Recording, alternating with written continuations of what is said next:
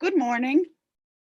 I'm Martha Childs from your energetic standing committee here at FCU in Littleton. We're grateful you've chosen to be with us this morning on this almost sunny morning. If you haven't already, be sure to check out this week's Community Matters. There are several unique and interesting opportunities to raise your consciousness or spark your imagination, including an important stewardship update. Welcome to our virtual yet totally real Sunday service.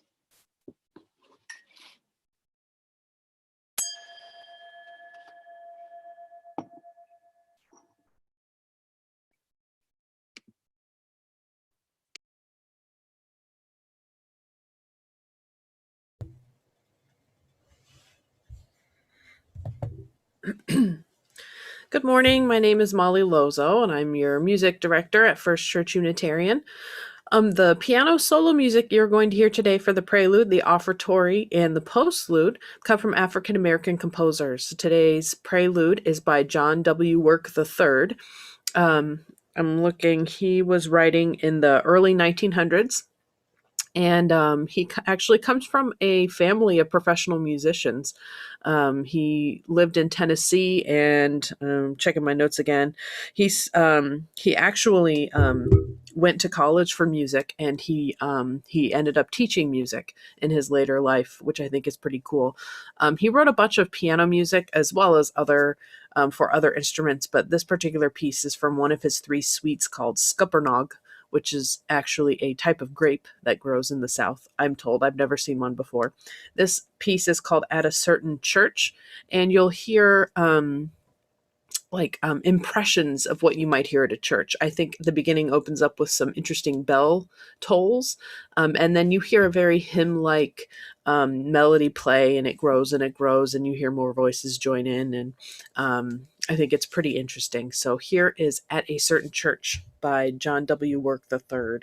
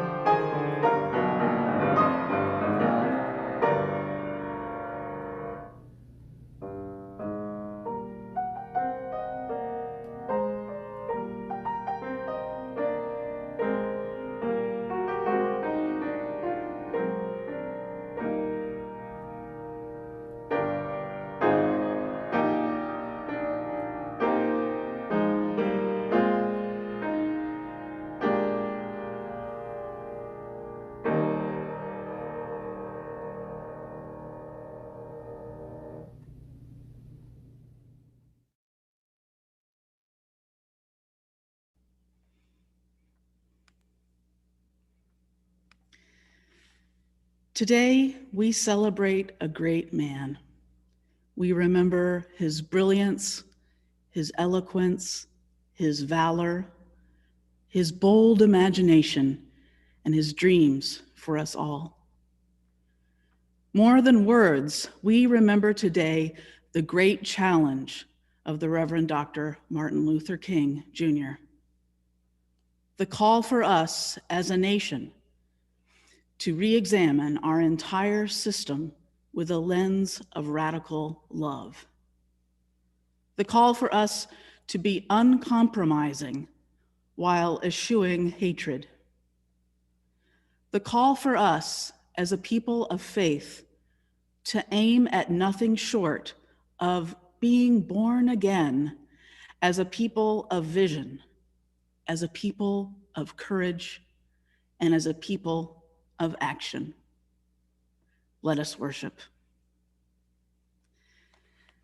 This is the time for lighting our chalice. If you have a chalice or a candle at home, I invite you to light them now. And we will be led in our chalice lighting this morning by Eliza Hammer.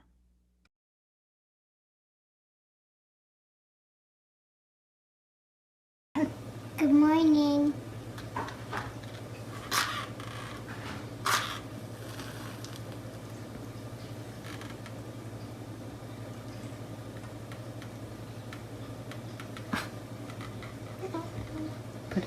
Love is the spirit of this church, and service its law.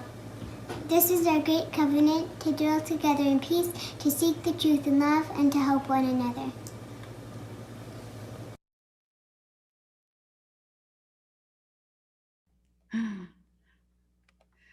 Thank you, Eliza. Good morning and welcome to the virtual worship service of First Church Unitarian here in Littleton, Massachusetts. I join Martha Childs and Molly Lozeau in welcoming you. My name is Lara Hoke, and I'm so happy and lucky to be the minister of this amazing congregation. I join you again for the second week in a row at the end of a very historic week for the United States of America and some unsettling times. Today is a good day to think together about Martin Luther King Jr. This is our annual Martin Luther King Sunday, and it's appropriate during this January month with the Soul Matters theme of imagination. So I hope you will get something from our service today. Right now, I invite Molly to introduce our opening hymn.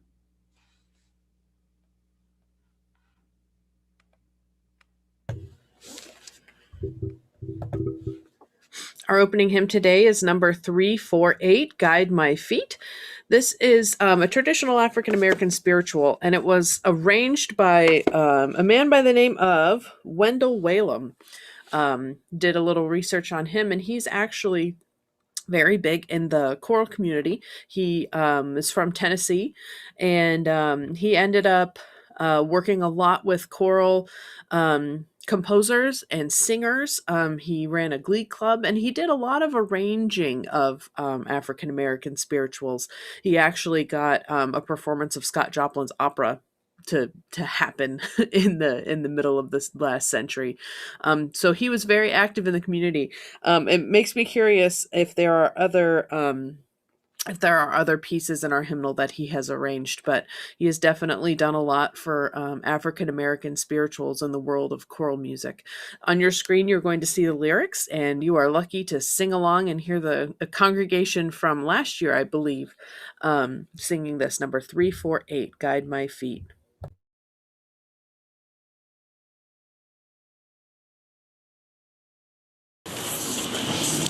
Guide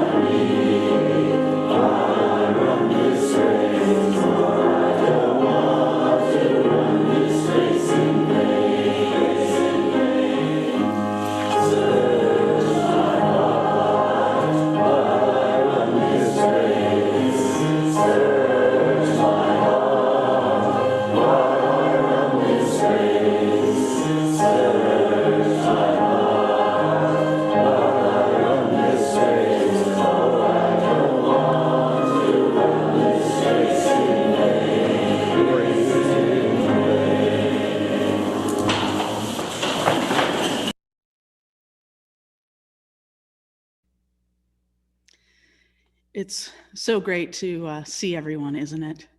Just a little bit of trivia. That was actually the Martin Luther King Sunday. Well, it was the service the year before last.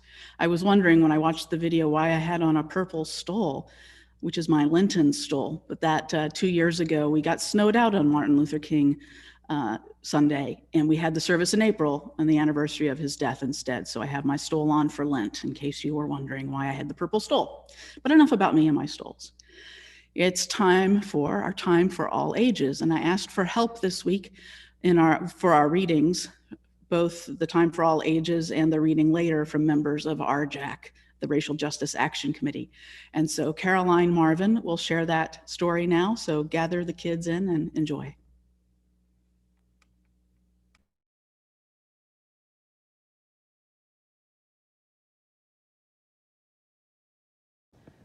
So our story for this morning is about a very important man. He is a hero. He was an inspiration. His name was Martin Luther King, Jr., and he believed that everyone is equal. Men and women, boys and girls, people with lighter skin, people with darker skin, that all kinds of people are just as important as each other. If I said to you, be a hero, you would know what I meant. If I said to you, be an inspiration, be an inspiring person, be someone who teaches us something we need to know, you would probably know what I meant. The author of this book says, be a king. That means be like Martin Luther King, Jr. So listen to the story and hear those words. Be a hero, be an inspiration, be a king. Get some light here so you can see this picture. Be a king. Dr. Martin Luther King Jr.'s dream, and you. And there we see the children going to school. All kinds of children, all to the same school. Be a king. You can be a king. Marvel at creation. Keep faith with your ancestors. You can be a king. Know that bigotry hurts. Having judgments about people, bigotry. Remember how you felt when treated unfairly. We see what's happening here. You can be a king. Admit that you've done something wrong. Just say, I'm sorry, and mean it.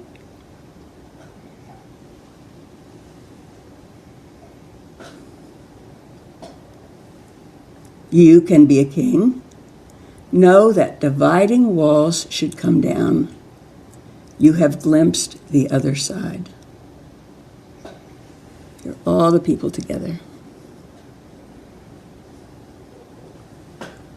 You can be a king. Break the chains of ignorance. Learn as much as you can.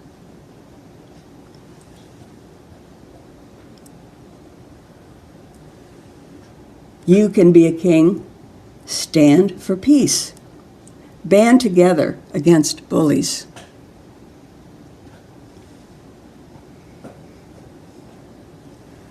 You can be a king. Sing a song of freedom. Keep your eyes on the prize. Hold on. That's a song.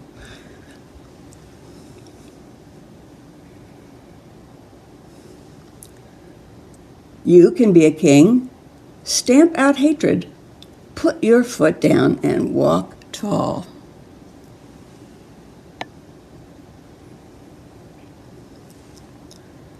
You can be a king. Answer your critics. Believe in your cause and state it plainly. And here's the cause. Equal rights for all.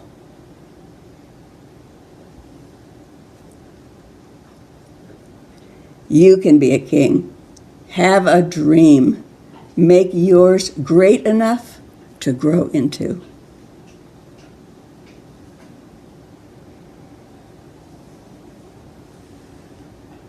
You can be a king. Make the world take notice. Do your very best at whatever you do. You can be a king. Beat the drum for justice. March to your own conscience. And here are all the people having a protest march.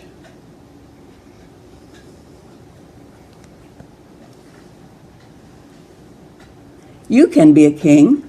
Lift up the less fortunate, the ones that have less than you have. Be a king or queen of helping. You can be a king. Set your sights on the mountaintop and climb a little higher every day. Everyone has a sign. Fair pay, end war, equal rights. And that's the end of our story.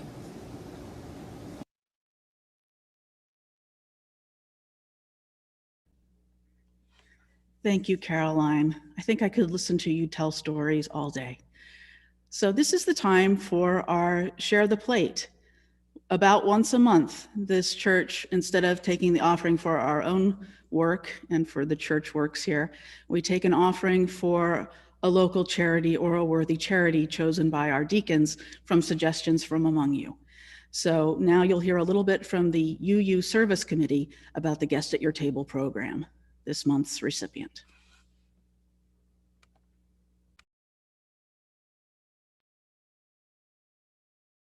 UUSC is an 80-year-old international human rights organization grounded in the principles of Unitarian Universalism and the Universal Declaration of Human Rights.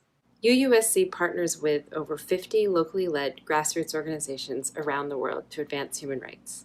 We work with communities affected by natural disasters and humanitarian crises, including ethnic minorities facing a campaign of genocide in Burma. We partner with First Indigenous peoples to advance their right to self-determination in systematically addressing the loss of their homes, their livelihoods, and their cultures due to the impacts of climate change. And we support the right to safety, dignity, and justice for Central Americans in Central America, along the migration route, and in the United States. We can only do this work because of the support of individuals and congregations like you. Please join us.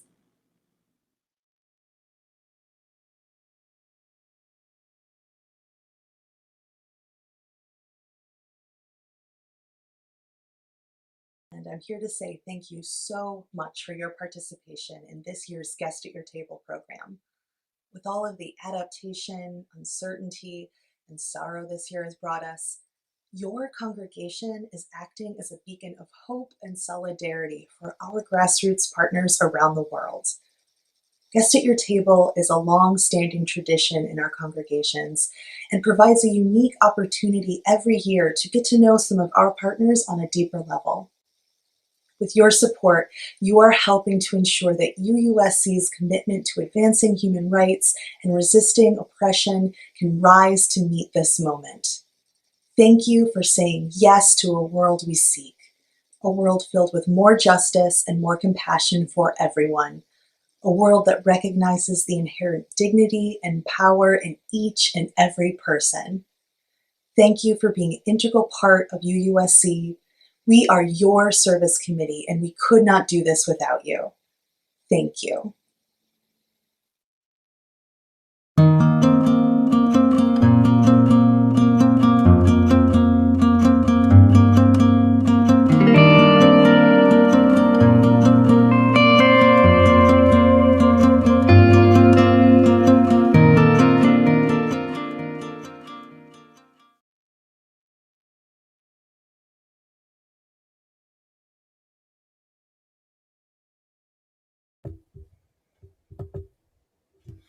During the offertory today, you're going to hear an arrangement of Precious Lord, Take My Hand.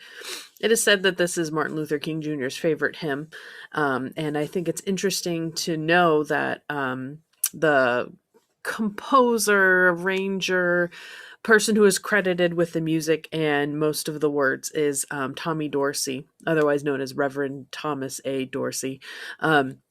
He did a lot in the early mid 1900s, with arranging music, traditional African American music, as well as a lot of gospel music. As he was a reverend, he said he didn't see a difference between blues and church music, so he incorporated both into his arrangements and into his work. So here's an arrangement that I kind of made based on the traditional hymn, Precious Lord, Take My Hand.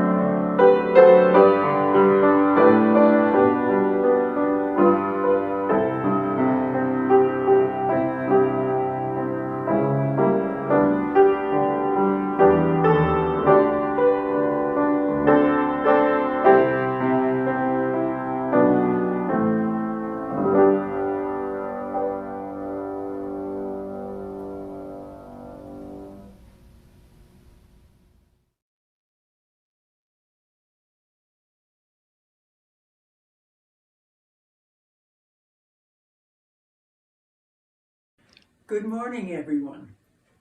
This morning's reading is an excerpt from Martin Luther King Jr.'s letter from a Birmingham jail, dated April 16, 1963. Here begins the reading. My dear fellow clergymen, while confined here in the Birmingham City Jail, I came across your recent statement calling my present activities unwise and untimely. Since I feel that you are men of genuine goodwill and that your criticisms are sincerely set forth, I want to try to answer your statement in what I hope will be patient and reasonable terms. You express a great deal of anxiety over our willingness to break laws. This is certainly a legitimate concern. One may well ask, how can you advocate breaking some laws and obeying others? The answer lies in the fact that there are two types of laws, just and unjust. I would be the first to advocate obeying just laws. one has not only a legal but a moral responsibility to obey such laws.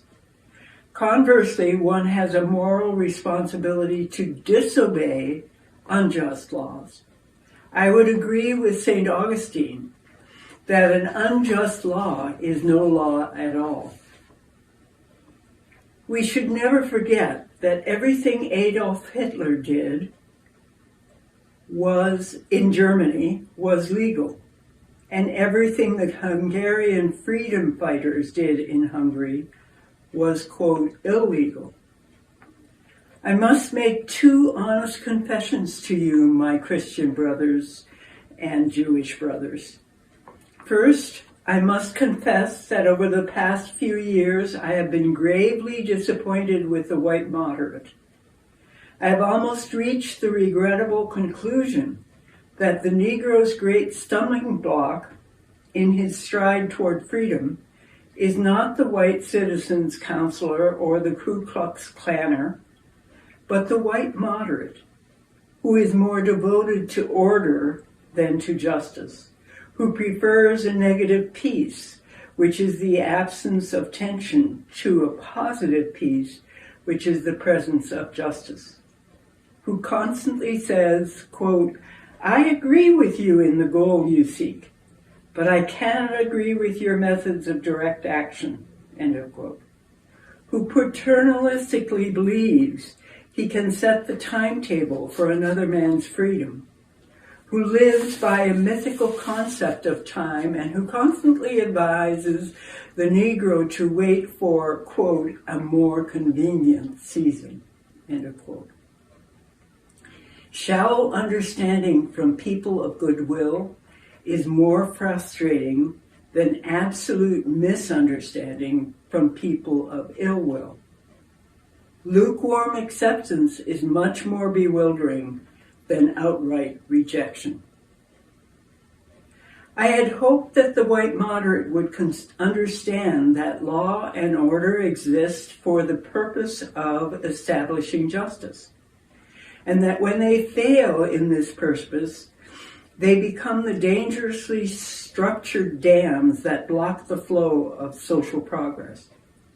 I had hoped that the white moderate would understand that the present tension in the South is a necessary phase of the transition from an obnoxious negative peace in which the Negro passively accepted his unjust plight to a substantive and positive peace in which all men will respect the dignity and worth of every human.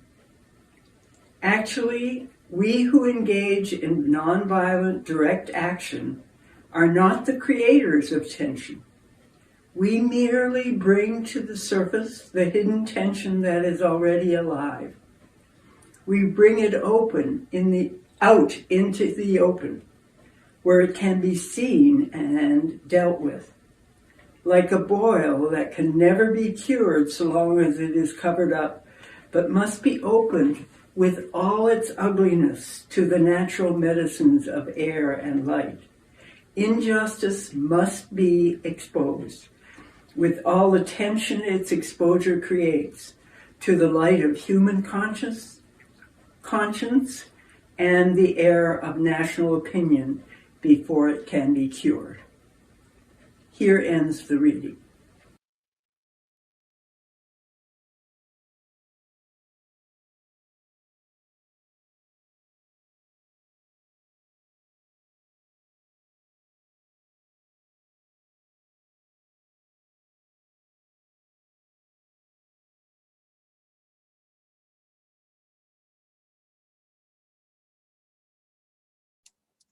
Molly.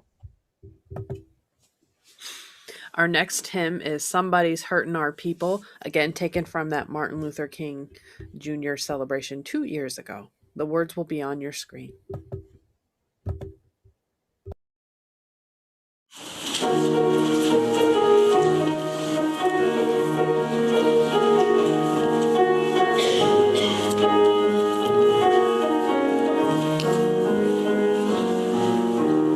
Somebody's hurting our people.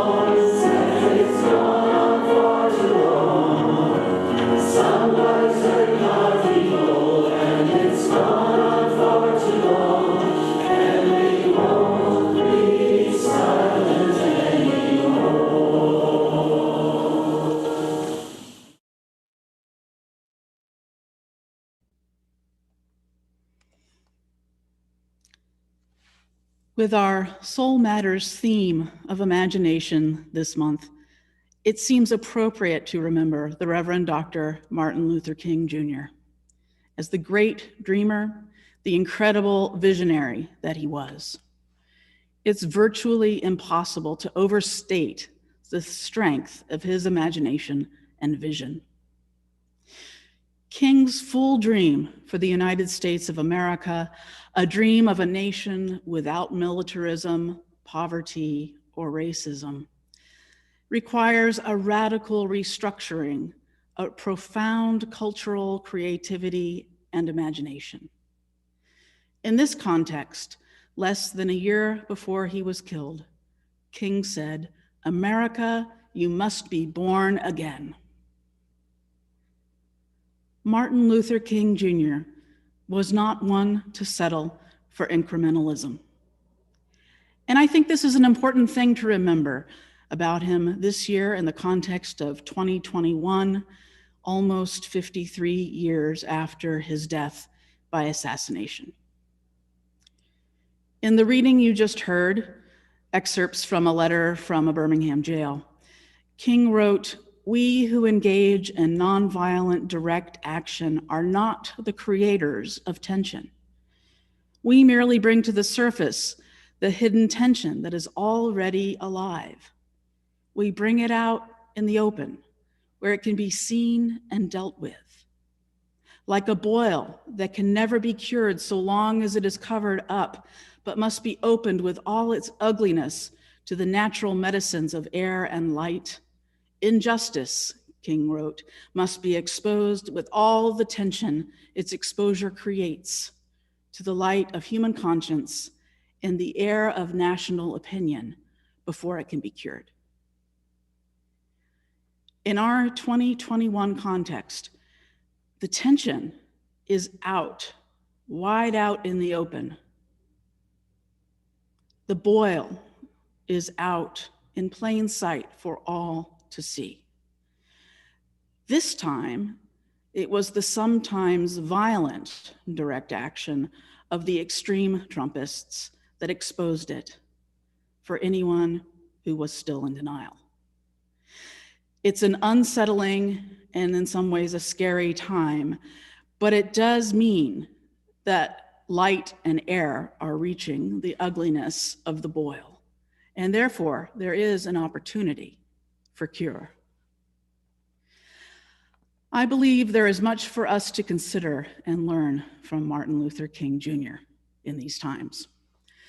One of the amazing things about King was that he was uncompromising in his beliefs, yet for all his passion, he still had the discipline and the conviction, and he held the principles of his convictions so sacredly that he did not dehumanize people on the other side.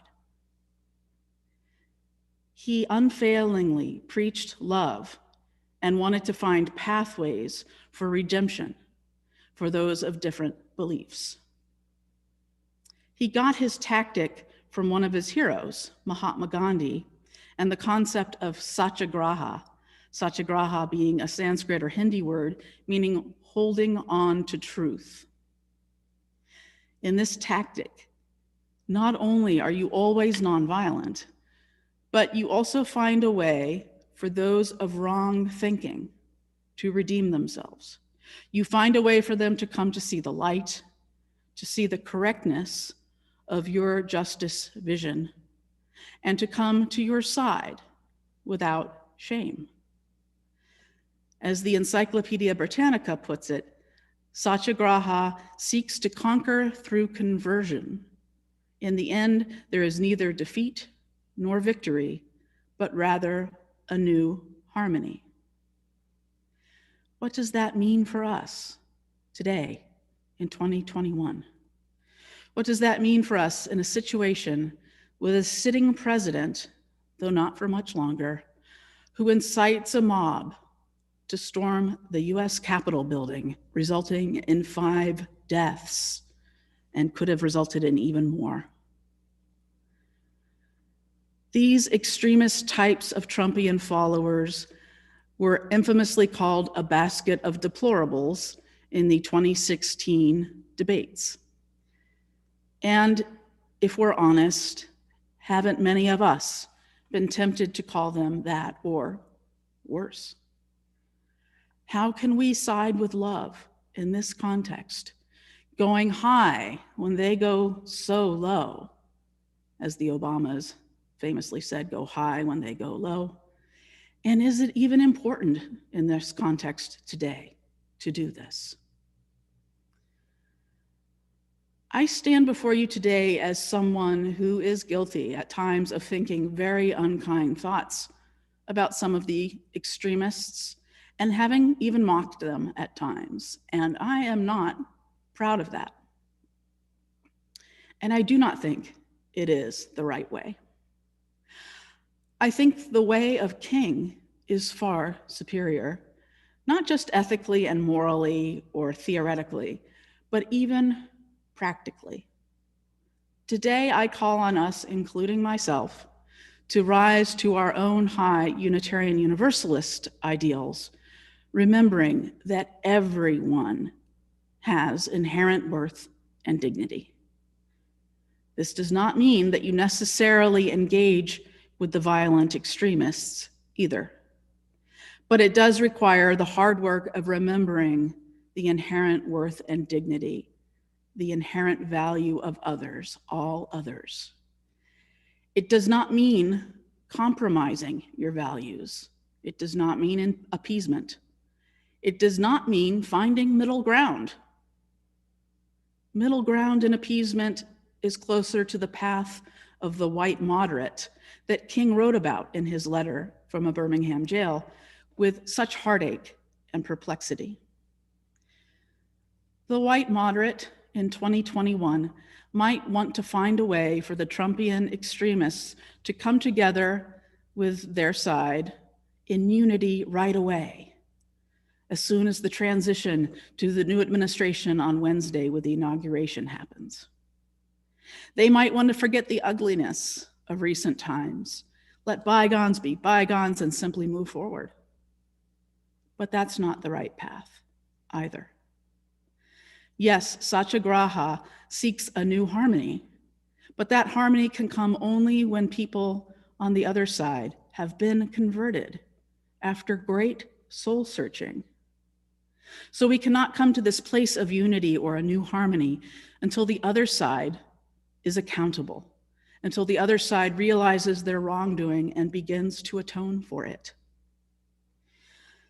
As for our side of the justice work, Satyagraha would say that we cannot frame this as our victory and their defeat.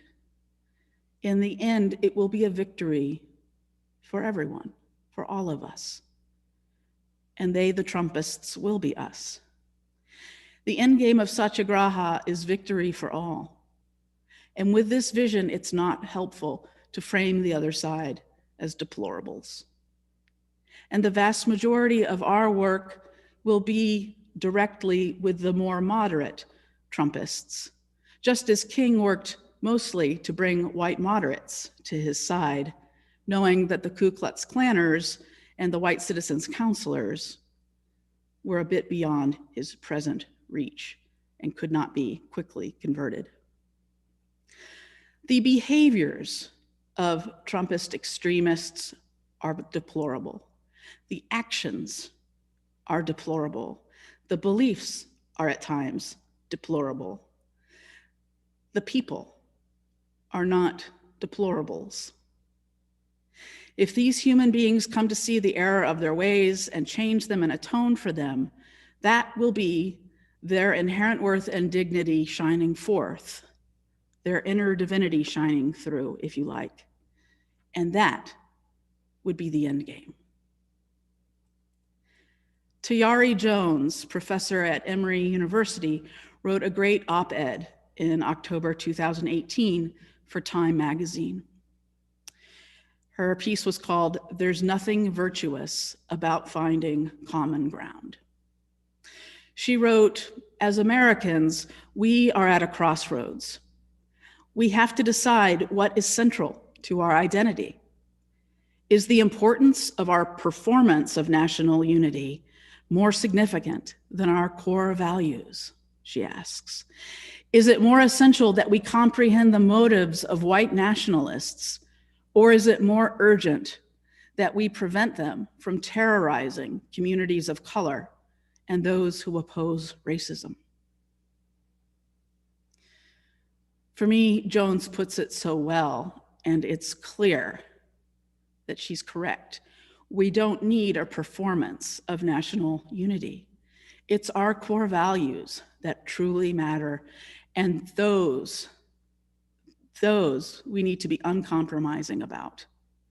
And we must do all we can to protect the residents of the United States from white nationalist violence, from white supremacist violence.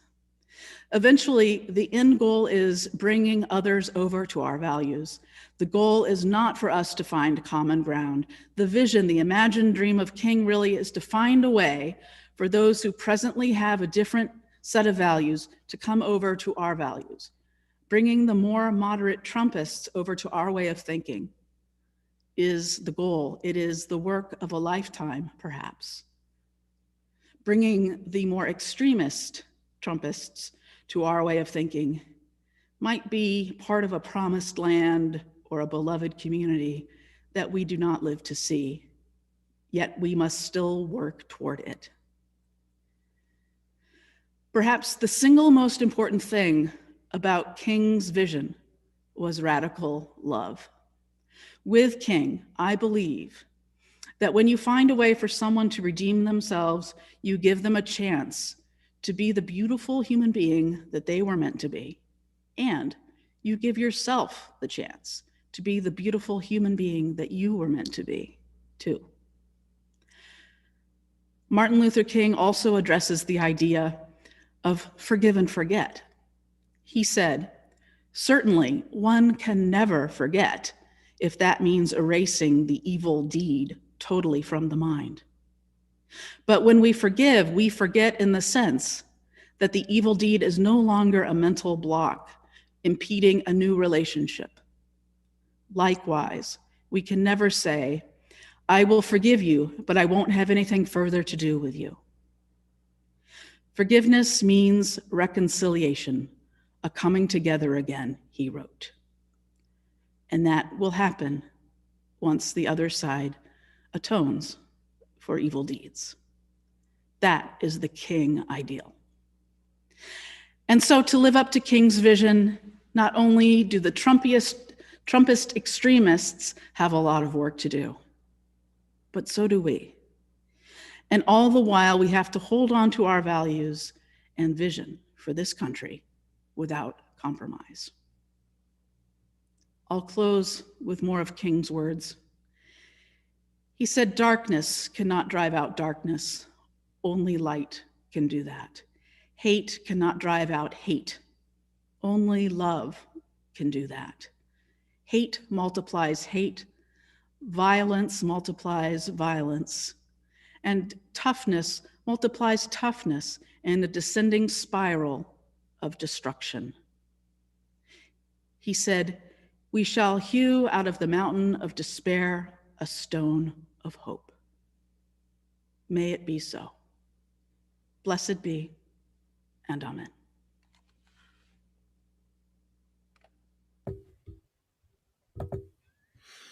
Please join us in singing our closing hymn, Keep On Moving Forward. This was written in 1984 by Emma's Revolution, a folk group composed of Pat Humphreys and Sandy O. And we have sung it a couple times together. The words will be on your screen. Please sing and listen.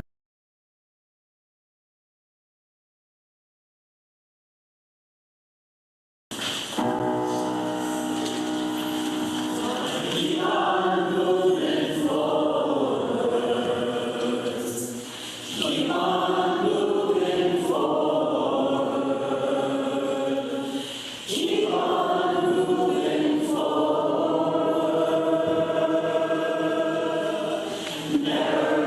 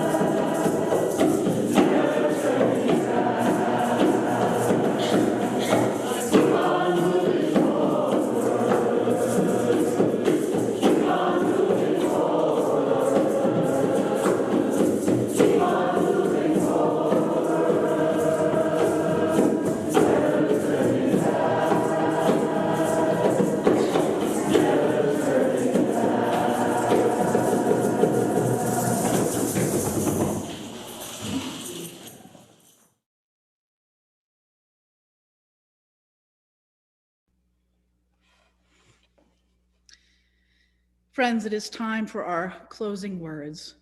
If you are together in a room with someone and you can safely hold hands, I encourage you to do that. If you, like me, are alone in a room, I invite you to put your hands together and feel that warmth for our closing words.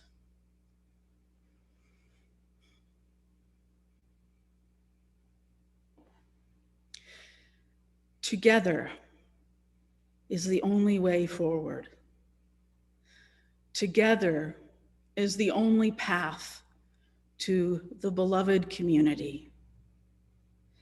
May we live up to the vision of the Reverend Dr. Martin Luther King Jr., knowing that all people have inherent worth and dignity, and that the goal is a correct understanding of a more beautiful world filled with justice, a beautiful world without violence. And may we hold firm to our convictions that though this work is hard, with others and with courage and persistence, it can be done. May it be so. Blessed be, and amen.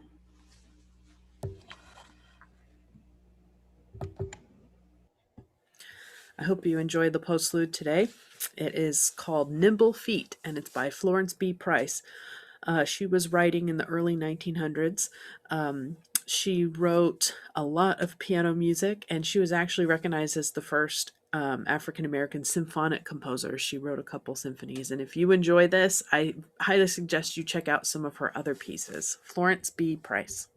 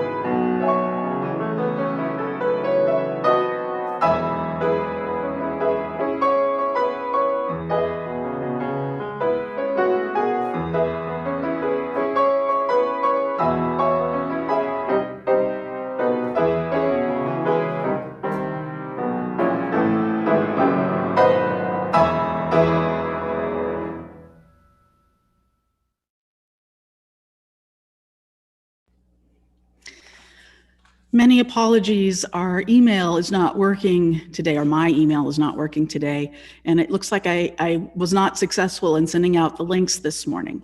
But most of you found this worship service, and I'm grateful for that. To find our Zoom Joys and Concerns link, it's the same as it is most weeks. So it's the old Joys and Concern Zoom link that hopefully you've saved somewhere. It should also, I believe, be in our Community Matters from Friday. It's also posted to the YouTube. Oh, okay. All right, great. So see you over there.